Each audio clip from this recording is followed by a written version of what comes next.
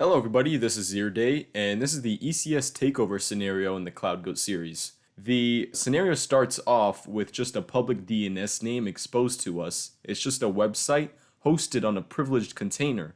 So when we find that there is an RCE vulnerability in the site, we can then gain a reverse shell, and then once we are inside of the container, we can escape out of it because it's privileged. In the scenario, there's actually two different EC2 instances in the environment. And the EC2 instance that we did not compromise contains a container called Vault. So all we have to do is just update that task. We just drain it, and that task gets migrated over to our EC2 instance, where we can then execute commands within that container and gain the sensitive files of that container. So let's check it out. We were provided the public DNS name of the target, but before browsing over to that, let's configure our CLine engagement. So we could do that with set-engagement and then put in our engagement name of ECS takeover. So now let's go and navigate to this with our web browser here. And we'll go put this in here. And now we have this website cloner. So we have this clone URL header here and this URL form. So I suppose it's looking for some sort of URL that we need to input. Let's input my website, 0xd4y.com. And we see the HTML of the website. What if we try like some sort of SSRF, like 169.254, 169.254, and that works. So we do have an SSRF vulnerability here.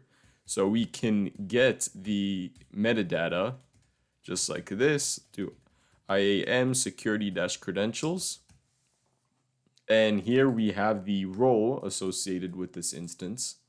So let's get this role here, do / input this role. And now we have the access key, the secret key, and the token. So let's start configuring this. So AWS configure profile, let's call it EC2. We have this little warning here given by the AWSealion tool. It detects that we are running a pen testing distro. When we run an API call in AWS, it logs our user agent, and our user agent contains our parent OS.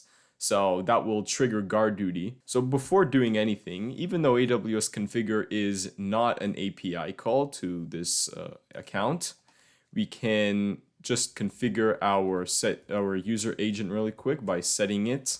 So let's put in our engagement, and I guess let's do this default engagement user agent here.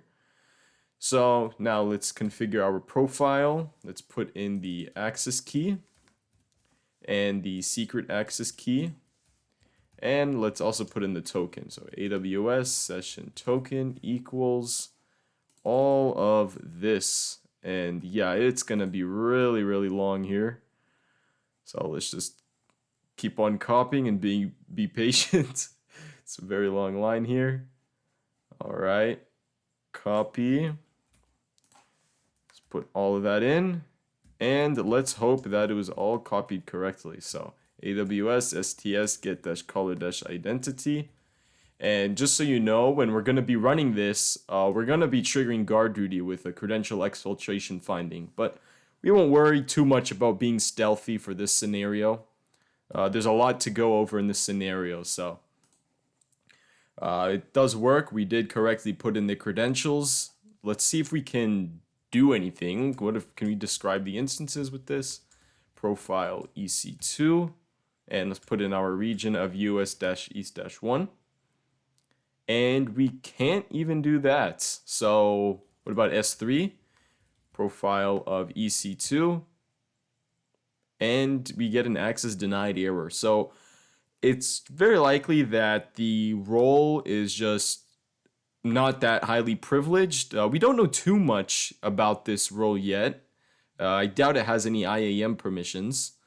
But if we play around with this application a little bit more, we see this URL here, this parameter.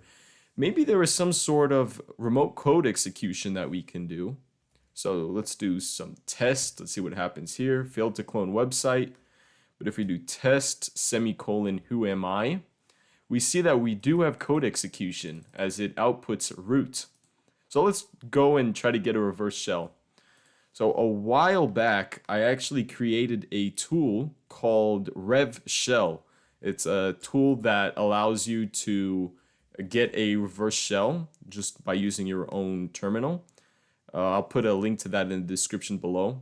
It's like the default first tool that any penetration tester does. So let's put in our port. But actually, before we know which port we want, in order to get this reverse shell, we will need a public IP address. And we can do that with ngrok or ngrok. So we're going to do ngrok TCP 4444 and just enter that here.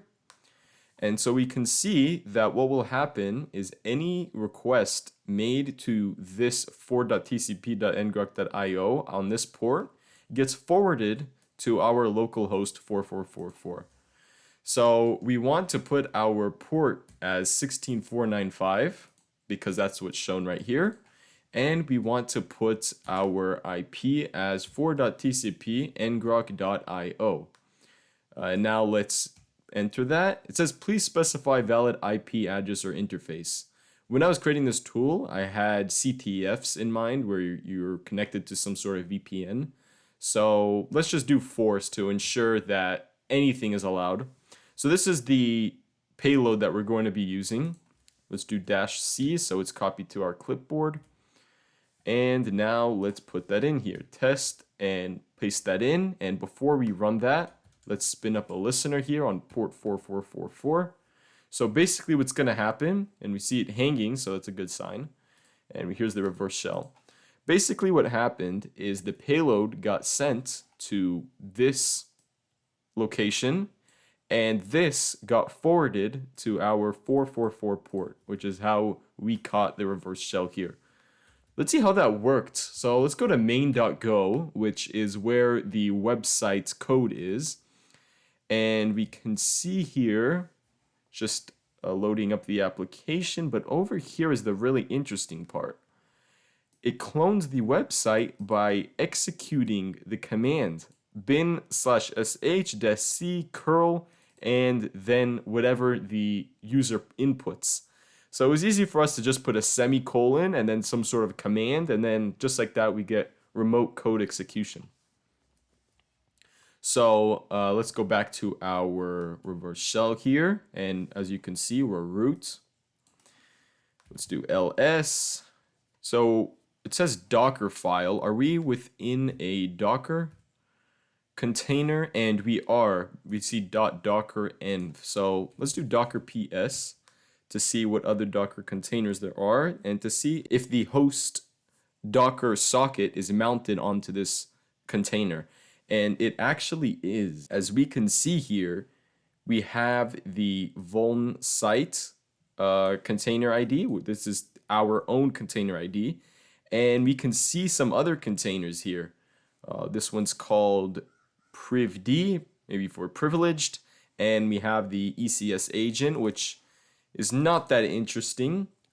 It's just used to allow container instances to connect to your clusters.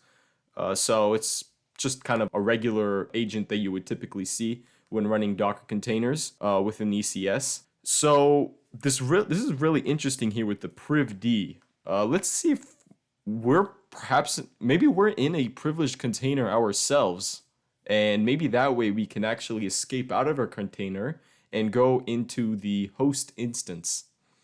So there are multiple tools out there that you can see that will just run this for you. So we go GitHub and Docker escape tool.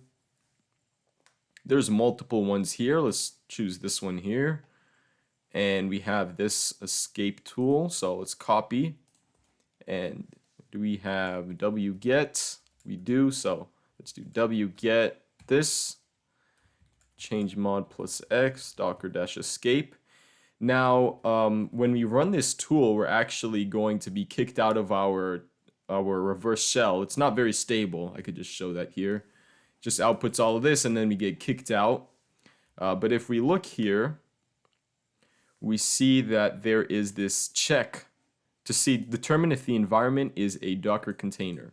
But one of the things that it does not say here in the description, but if you write docker escape check, it will see if you can actually escape out of your container. And if you can, it creates its own privileged container, and that way you can escape out and go into the host instance. So let's just get our reverse shell back really quickly. So let's run this again, submit, and go back into root. So docker-escape check. So it's creating a container, and it started the privileged container. And now whatever command we run, we can run on the host. So if we do nc-lvnp 4444, and let's go back to our rev shell tool. Let's see if we have, do we have nc here? No nc, say probably bash. So we have bash, so let's do rev shell-t bash, and this is what the command actually looks like. So let's put this in, and now we are into the host. So who am I? And we go into here, and we see ls-la, and that's it. Another thing that we could do to see if it was even possible to escape out of the container. So if we look here, now there's this new container here. This is the privileged container. It's named thirsty_Lehman. But if we go here, was it? Yeah, this was the container. We just copy that and we do docker inspect, and we put this in. We can see a lot of different parameters with this container. One of them is this parameter called privileged, and we can see that privileged is set to true. So the website was running on a container instance, was running within a container instance that was privileged, and you can escape out of privileged containers. So that's exactly what we did here. But anyways, let's check out this other container here, this privileged one. Let's see if we can run any commands in it. So docker exec sh-c who am I? And I forgot to specify the container ID here. So container ID here, sh-c who am I? And we see root. So let's try doing a couple of things. Let's try getting the metadata for this. So a very interesting metadata endpoint within containers, ECS containers, is they have their own metadata endpoint called 169.254.170.2. So let's try querying that. Do we have curl? We do not. Do we have wget? We do. So if we just do wget alone, it won't output the result of that query, unlike curl. But there is a flag that we can do, -o-, and using this, it will output everything from wget. So wget -o 169.254.170.2. And it says 404 not found, and that's because we need to actually specify where the credentials are. So that is, I believe, in v2 metadata. I think this is the endpoint. It might be with a dash, and if not, there is one environment variable that we can do. So meta-data, is it like this? No, it's not. So I forgot what that endpoint was, but you can do this instead. So 170.2 $AWS container credentials relative URI, and this environment variable just contains the location of that metadata credential endpoint. Let's see exactly what that is actually. So echo $AWS container credentials relative URI. And this is actually it. So it's v2 credentials, and then it is the container ID, I believe. Or actually it's not. I guess it's just some random UUID. So Anyways, let's input all of this in so that we can get the credentials for the IAM role attached to this task. So let's go AWS configure -- profile privd, put in the access key, the secret access key, and also the token. So right here, echo AWS session token equals this. Put it in our AWS credentials file, and now let's do caller - identity profile privd. And we see that this is the role associated with this container. If we compare that to EC2, we see it's a different role, ECS agent. So there's two different roles here, at least within the environment, and they each have a different set of permissions, most likely. Now, a very common policy, there's a very common ECS policy that's attached to EC2 instances when dealing with ECS. We just call it an ECS instance. So let's see if there's IAM permissions associated with this new privd profile that we have. So list - roles profile privd, and we cannot do that. So what about list - policies? Can we even list the policies within the environment? No, we cannot. So I guess we cannot do that with privd. How about EC2? We can't. And list - roles also can't. So we will check that out later in this video, but let's just continue with what we do know. So when we did EC2 describe - instances with our EC2 profile, it did not work. Let's do region US - east - 1.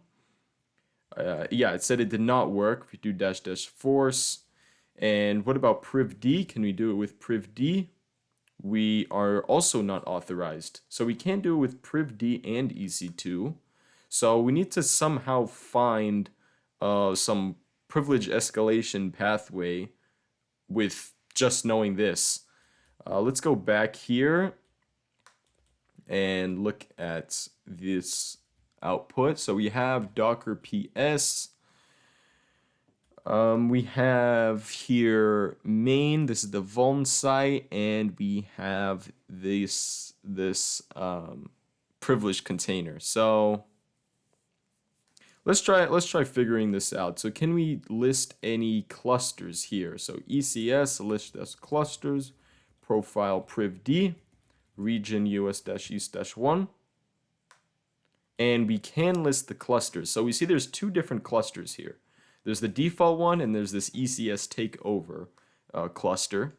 So let's do AWS ECS list - tasks profile privd, and we need to specify the cluster here. Otherwise, I'll just go to this default cluster. This is the one that we're interested in, this ECS cluster here. And we need to provide the region of US - east - 1. So we see there are 4 different tasks here. Let's look at the different task definitions though. So ECS describe - tasks, and we need to input the tasks. So let's go back here. Let's put all the different tasks and see what the output is. So let's put this one, and all of these. And the reason we're doing that is just to see the differences between each task. Are they configured differently? Maybe they each have some sort of different permissions involved, roles, who knows. So -- region profile privd. An error occurred, identifiers for cluster. Your cluster is default. And I also need to input a cluster here. One of the very annoying things with ECS is you end up with these huge commands, but that's just the nature of ECS. It's sort of a harder service to try to take advantage of. So we have this cluster, and let's go back up here with the different clusters. Let's input this. And we get the output of all of our different tasks. So we see here we have huge output. So we have privd here within this container instance ARN, starts with E4F. We have privd, we have vuln site. We saw those within the Docker socket. We have vault, which we did not see. And there was one more, and yeah, privd. So this vault one is the one that's most interesting because that's one that we did not see actually within our container instance. Let's go back to that output here. It's a little better within AWS's CLion tool. So we can go to all of the ECS tasks that we ran. If we do grep-r container, or was it, I think container instance is what it is. Container instance, and let's do grep-r. No, it was, probably -i. So we see here there are only 2 different container instances. So we saw 4 tasks, but only 2 container instances. So it's likely that there's 2 different EC2 instances that are being used to contain these containers. But we're only inside one EC2 instance. So we cannot actually describe the instances because apparently we do not have those permissions.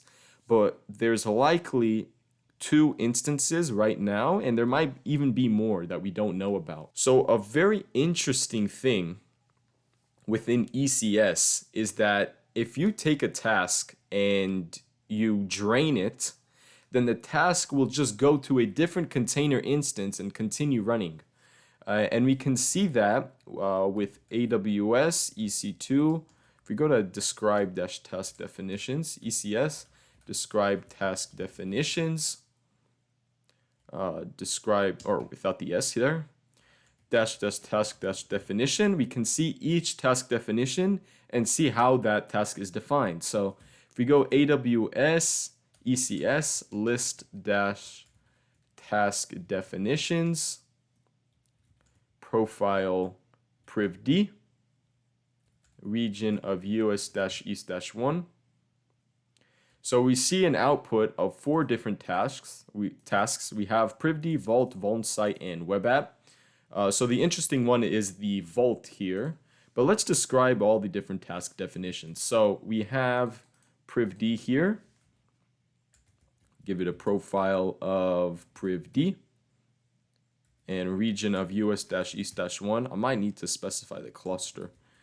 Yeah, so cluster, what was it? Well, where did I put the cluster?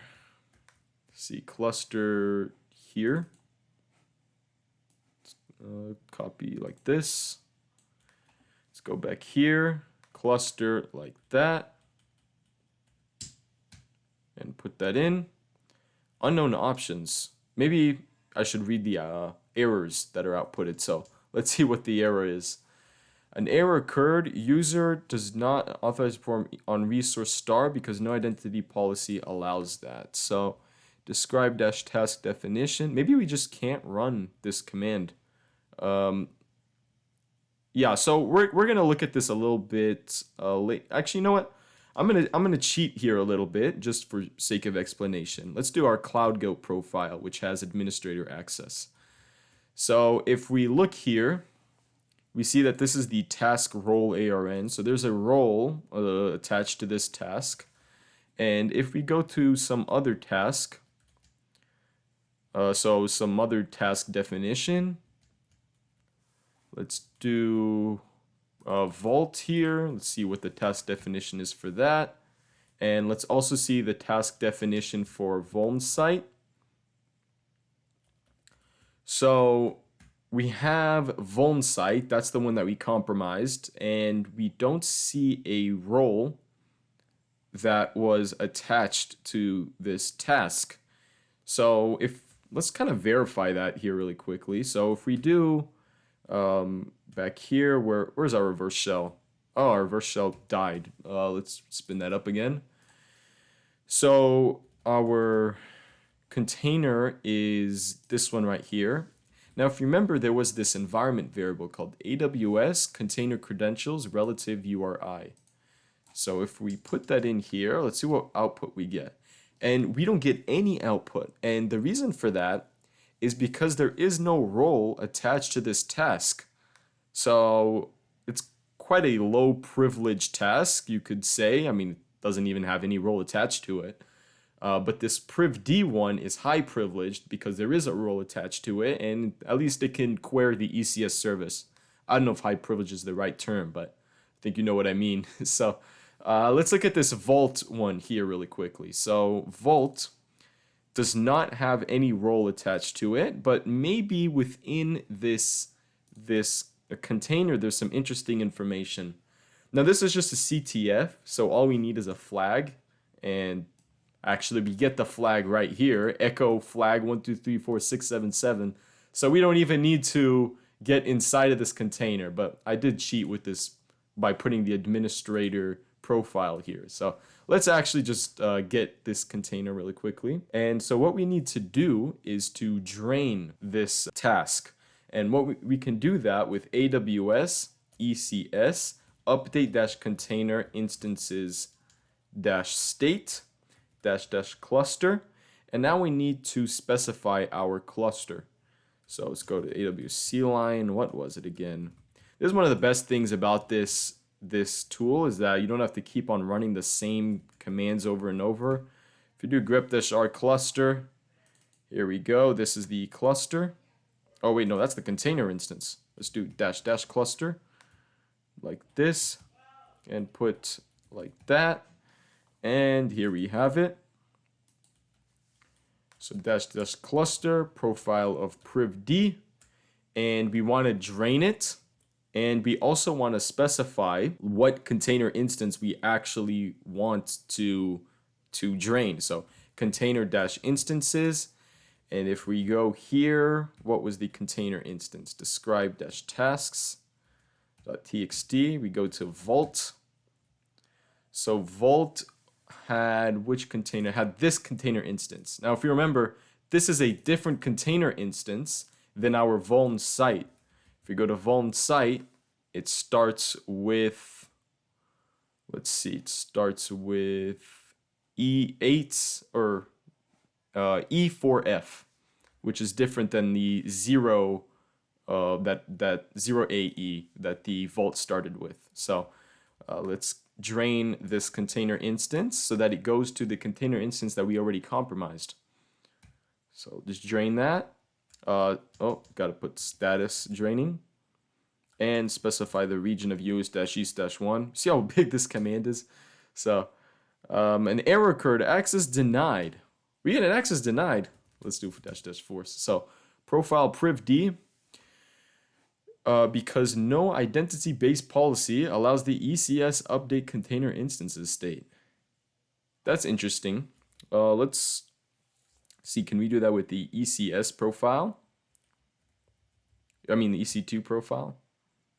And we can do it with the EC2 profile. So just from that, I have a high suspicion that the EC2 profile, the agent, what was the role called? It was AWS or CD AWSealion, ECS takeover. I think it was agent, something like that.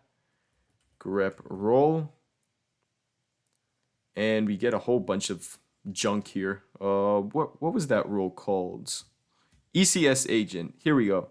User assumed role, ECS takeover, ECS agent. So this is the instance ID of this EC2 instance. So I have a high suspicion that the instance profile has the role, the policy of that role is Amazon EC2 container service for EC2 role. And that's just a really common policy to attach to your EC2 instances so that you can perform these ECS tasks. I'm just going to cheat once again. I mean, I wouldn't really call it cheating. I mean, it's so if we do get that policy of this policy name, actually we probably need to specify the policy ARN. So let's do AWS IAM list-policies and then grep this. So if we had some sort of target environment, let's profile of Cloudgoat. If we had some sort of target environment then we could just do that within our own environment. So it's not really cheating, because we could just do it within our own environment and see for ourselves. So AWS IAM get dash policy, policy ARN, profile of Cloudgoat, and we see that v6 is the default version. Let's get that version, get dash policy dash version. And so these are the permissions associated with this service role policy, managed policy. So we can see that we can deregister container instances, discover poll endpoint, create a cluster. So it's likely that we have all of these permissions with our EC2 profile that we configured into our AWS CLI. So anyways, we drained this container instance. So let's see if it's now within our container instance that we compromised. So let's get this reverse shell really quick. Do docker ps, and it seems like there's a larger output here. Let's see. This is the new container instance now, and this is the vault that's now running on the EC2 instance that we compromised. Well, actually, technically, we're inside of a Docker container, but the Docker socket of the host is mounted onto this container. So we can see all the different Docker containers. So now we can try to exec some commands into here. Docker exec sh-c who am I? And we can see that it works. So the goal of this scenario is just to cat the flag that's inside of this container. So let's just get that flag, docker exec sh-c cat flag.txt. And we can see that this is the flag right here. So there's a couple of things to look into this. First of all, mounting the Docker socket into of the host into a container is not recommended. There are security risks involved in that. So if you don't mind that the Docker container gets rooted, and because of that, a user can access the host machine as well as other Docker containers, if that's not of concern, then that's okay. But likely it is of concern, and you don't want a user to be able to break out of their own container and also to execute commands into other containers. So because this was a privileged container and it was you have access to all the different Docker containers that the host has access to, then you can easily query other containers such as this vault container, this privileged container, and so forth. So now that we completed the scenario, now let's look at the role that's attached to the privileged container, as well as what the instance profile is that is associated with this EC2 instance. So first of all, let's look at this privileged container. So if you do AWS describe-task definitions, actually we already ran that. Let's go to AWSealion, privd, ECS, and what was it? describe-tasks.txt. If you look at the role, was it like this? What was it? privd. What was the role ARN? Oh, that was in describe task definitions. Describe-task definitions. And no, it did not work. So let's do that with Cloudgoat. So AWS ECS describe-task definitions, profile of Cloudgoat, which is the administrator access user that I have. And let's specify our region of US-East-1 and the task definition. Actually, we ran that, so let's go that into Cloudgoat here. ECS, I'm forgetting which profiles I ran what. So let's go to role. So this is the privileged role that we have. So let's go here, AWS IAM, list-attached role policies, profile Cloudgoat, and with this role ARN. Role name is what we need, right? So let's go role name. And this is the policy. So let's get this policy. Get-policy profile Cloudgoat -policy-arn. And it's misspelled Cloudgoat there. It helps to be able to spell.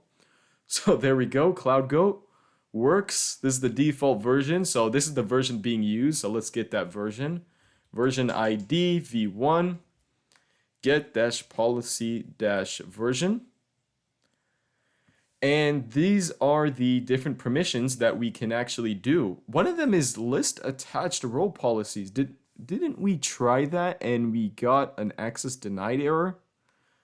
I feel like we tried that, but anyways, get role policy, list-attached role policies. We can list tasks, get the policy version, and yeah, so this is the privileged permissions. So now let's look at the instance profile. So if we look at list-roles profile Cloudgoat,